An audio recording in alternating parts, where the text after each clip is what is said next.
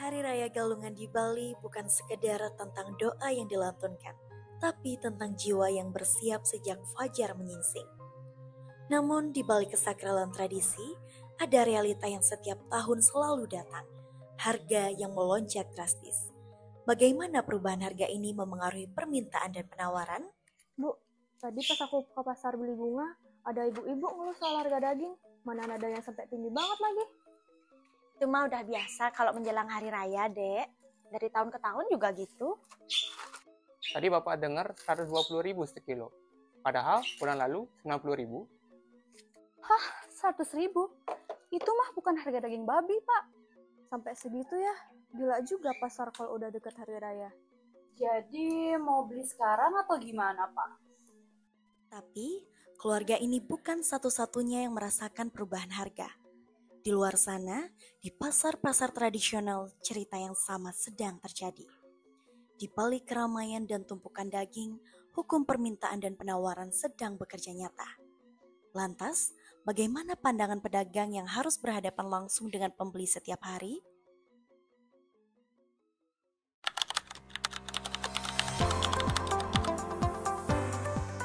Selamat pagi, Bu.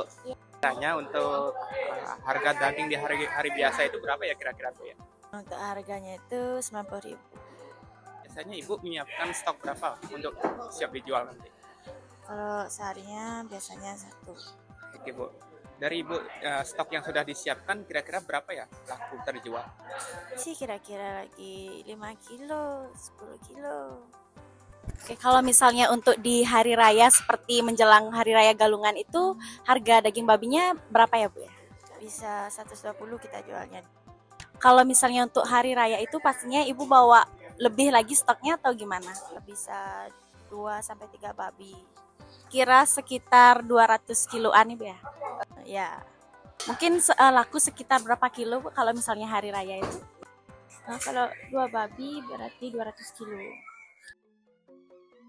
Apa yang dirasakan konsumen hingga mereka tetap membeli bahkan saat harga melambung? Karena ini bukan soal sekedar lauk, Dek. Di hari penampahan, babi menjadi simbol pengorbanan dan pembersihan. Kita sembelih bukan untuk dimakan aja, tetapi sebagai lambang menghilangkan sifat buruk, tamak, amarah yang ada dalam diri kita. Oh, gitu ya. Karena udah jadi tradisi, walaupun harganya naik, yang beli tetap banyak. Inilah hukum permintaan dan penawaran bekerja. Ketika permintaan meningkat tajam, sementara penawaran terbatas, harga akan naik. Lalu apa artinya bagi produsen? Apakah mereka bisa bebas menaikkan harga saat permintaan tinggi atau justru harus berhati-hati? Karena di balik setiap perubahan harga, ada satu hal yang menentukan arah pasar. Disinilah data berbicara, mengungkap setiap fakta-fakta di balik transaksi dan keputusan membeli. Untuk menjawab semua ini, kami tidak cukup hanya mengamati. Kami perlu kembali ke teori dan mencari tahu apa yang sebenarnya terjadi di balik angka-angka itu. Kalau menurut teori hukum permintaan dan penawaran, ketika harga naik, maka penawaran akan meningkat dan permintaan akan menurun. Itu pula sebaliknya, ketika harga turun, maka penawaran akan menurun dan permintaan akan meningkat. Tapi kenyataannya nggak selalu seperti itu. Nah, bener banget. Soalnya pas kita cek harga di pasar, itu hasilnya malah beda banget. Pada saat hari biasa, harga daging babi itu 90.000 dengan penawaran 100 kg dan permintaan 90 kg. Sedangkan ketika hari raya, harga naik menjadi 120.000 dan penawaran meningkat menjadi 200 kg dan permintaan pun juga meningkat menjadi 200 kg. Nah, itu karena dalam ekonomi ada konsep yang dalam, yaitu elastisitas. Konsep ini menjelaskan kita kenapa permintaan dan penawaran bisa tetap naik walaupun harga juga naik. Loh, kalau gitu hukum permintaan dan penawaran jadi nggak berlaku dong? Atau mungkin ada pengecualian tertentu? Bukan berarti teorinya nggak berlaku, tapi kita perlu melihat lebih dalam lagi. Makanya kita hitung elastisitasnya. Karena elastisitas ini menunjukkan tingkat kepekaan permintaan dan penawaran terhadap perubahan harga. Daripada bingung, yuk langsung kita hitung aja. Pertama, kita lihat dari sisi permintaan. Elastisitas permintaan kita hitung dengan menggunakan rata dengan rumus sebagai berikut. Di mana dalam kasus ini, hari biasa menjadi dasar, sehingga perhitungannya yaitu delta QD sebesar 110 diperoleh dari 200 dikurang 90. QD rata sebesar 145 diperoleh dari 200 ditambah 90 dibagi 2. Delta P sebesar 30 diperoleh dari 120.000 dikurang 90.000. PD rata sebesar 105.000 diperoleh dari 120.000 ditambah 90.000 dibagi 2. Sehingga diperoleh nilai ED sebesar 2,65 atau lebih besar dari 1, yang artinya permintaan bersifat elastis atau sangat peka terhadap harga, dengan anti tangen sebesar 69,4. Tapi menariknya dalam kasus ini, jumlah permintaan justru naik, meskipun harga juga naik. Artinya ada faktor lain yang turut memengaruhi. Yuk, benar sekali. Sekarang, mari kita lihat kurvanya yuk. Pertama, kita lihat kurva permintaan. Kalau kita lihat dari kurva ini, sumbu vertikal P mewakili harga, dan sumbu horizontal Q menunjukkan kuantitas permintaan. Pada kondisi normal, ketika harga naik dari 90.000 menjadi 120.000, seharusnya jumlah permintaan turun. Tapi di grafik ini, kita justru melihat permintaan meningkat dari 90 kilo menjadi 200 kilo. Garis yang menanjak tajam menunjukkan bahwa konsumen tetap bersiap membeli lebih banyak meskipun harga naik. Ini bisa terjadi karena mereka merasa membeli daging babi saat galungan adalah keharusan, bukan sekedar pilihan. Setelah kita melihat kurva permintaan sebelumnya, sekarang kita masuk ke kurva elastisitas permintaan.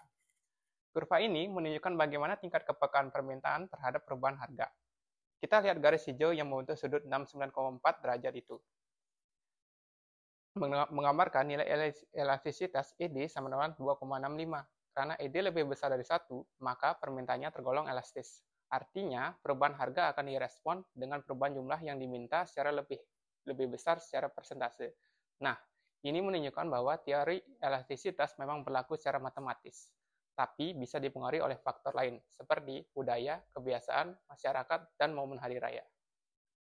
Oh, seperti itu. Aku mulai paham. Sekarang, yuk kita lihat dari sisi penawaran.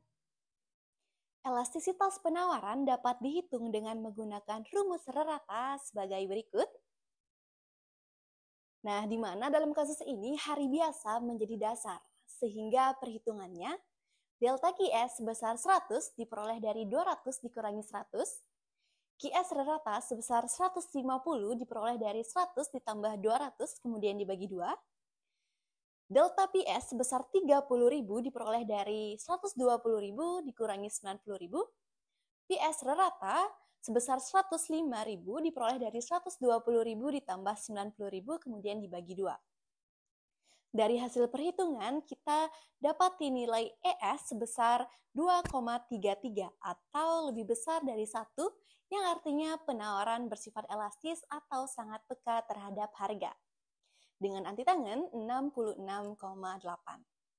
Dalam kasus ini, ketika harga naik dari 90.000 ke 120.000, jumlah penawaran meningkat dari 100 kg menjadi 200 kg. Ini menunjukkan bahwa produsen benar-benar menyesuaikan jumlah penawaran mereka. Selanjutnya, mari kita lihat kurva penawaran. Kalau kita lihat pada kurva penawaran ini, sumbu vertikal P menunjukkan harga, dan sumbu horizontal Q menunjukkan jumlah barang yang ditawarkan. Dalam kasus ini, saat harga naik dari 90.000 ke 120.000, jumlah penawaran naik dari 100 kg menjadi 200 kg. Garis pada kurva menunjukkan hubungan antara harga dan jumlah barang yang ditawarkan. Artinya, semakin tinggi harga, semakin banyak barang yang ditawarkan produsen. Ini sesuai dengan hukum penawaran. Sekarang, kita lihat kurva elastisitas penawarannya. Kalau kita lihat dari kurva ini, kita nggak cuma bicara soal naiknya jumlah barang saat harga naik, tapi kita masuk ke konsep elastisitas penawaran. Garis berwarna orange di tengah ini menunjukkan ES sama dengan 2,33. Karena nilai ES lebih dari 1, artinya penawaran bersifat elastis, yakni produsen sangat responsif terhadap perubahan harga. Selanjutnya, sudut 66,8 derajat yang ditunjukkan pada garis sebelah ini memberikan makna bahwa semakin landai kurva penawaran, maka semakin besar elastisitasnya. Jadi, walaupun harga hanya naik sekitar 33%, jumlah barang yang ditawarkan justru naik 2 kali lipat. Untuk menunjukkan bahwa produsen benar-benar cepat bereaksi ketika tahu permintaan akan naik. Jadi intinya, semakin besar sudut mendatar ke kanan, maka semakin elastis kurvanya. Dan dalam kasus kita ini, ES sama dengan 20,33 menandakan produsen sangat gesit merespon momentum pasar seperti menjelang galungan. Kalau kita gabungkan semua dalam satu grafik seperti ini, kita bisa lihat gambaran besar dari interaksi permintaan dan penawaran dalam konteks elastisitas. Nah, dalam kasus ini dapat kita ketahui bahwa teori elastisitas tetap berlaku, tapi di lapangan angka tidak berbicara sendirian. Konteks sosial, budaya, dan waktu juga memengaruhi bagaimana pasar bergerak. Dan itulah yang kita temukan saat ini melihat ekonomi di balik tradisi galungan.